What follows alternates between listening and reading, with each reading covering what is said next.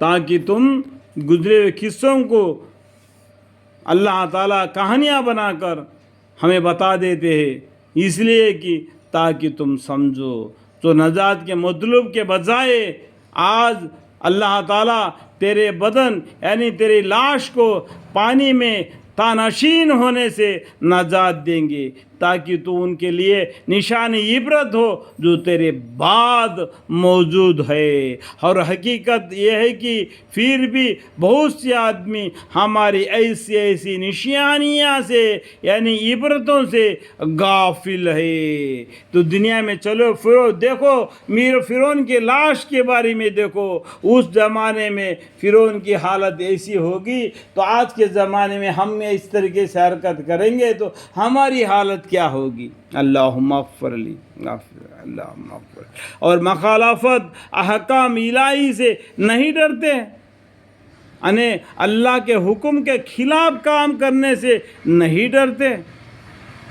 और हमने गर्क फिरौन के बाद बनी इसराइल को बहुत अच्छा ठिकाना रहने को दिया और इनको नफ्सी चीज़ें जिन्ना वायुब वगैरह से खाने को दी। सो उन्होंने जिहालत के वजह से कम इल्म की वजह से वो लोगों ने क्या किया, इख्तलाफ नहीं किया, यहाँ तक कि उनके पास अहकाम इल्म पहुँच गया, यानी ना जानते हुए इख्तलाफ नहीं किया, लेकिन वो जानते हुए इख्तलाफ किया, यहाँ तक कि उनके पास अहकाम का इल्म पहुँच गया। यकीनी बात है कि आपका रब उन इख्तलाफ करने वालों के दरमियान में क़यामत के दिन उन अम्वार में फ़ैसला अमल करेगा जिन वो इख्तलाफ किया करते थे। फिर अगर बलफरज आप इस किताब के तरफ से शक व शब में हो, देखो बलफरज इस कुरान के बारे में, इस किताब के बारे में शक व शब में हो, शक और शब दोनों अलग अलग है, शब और शब में हो, जिसको हमने आपके पास भेजा है वही के ज़रिया जो जिब्रील अलैहिस्सलाम ने लाए, तो आप उन लोगों से पूछिए, देखिए जो आपसे पहले की किताबों को पढ़े हुए, मुराद तौरात और इंजील है, तो आप कुरान को सच्चा बतलाएंगे। उन लोगों को पूछो जो इसके पहले ज़माने में दाऊद अलैहिस्सलाम के ज़माने में जबूर आई थी, मूसा अलैहिस्सलाम के ज़माने में इंजील तौरात आई थी, ईसा अलैहिस्सलाम के ज़माने में इंजील आई थी। उन किताबों को पढ़ने वालों को पूछो, उन किताबों में हमारे आखिरी पैगंबर सल्लल्लाहु अलैहि वसल्लम का आने का इतला दिया गया है, उनके ऊपर कुरान नाजिल होगा, क़यामत तक के लिए कुरान ही रहेगा, उसी के ऊपर उनका फ़ैसला होगा।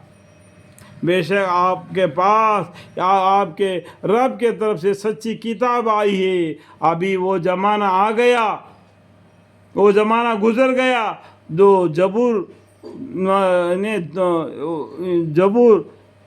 तौरात इंजील के जो लोग जो पैगंबर आए उनके ज़माना गुज़र गया, अभी आ गया ज़माना कुरान का। बेशक आपके पास आपके रब के तरफ से सच्चा किताब आई है। अब किताब कौन सा आ गई? कुरान आ गई। वो ज़माना ख़त्म हो गया, अब क़यामत तक के लिए इसी कुरान के साथ ही हमारा फ़ैसला होगा, इसी कुरान के साथ ही हमारा जीना मरना होगा।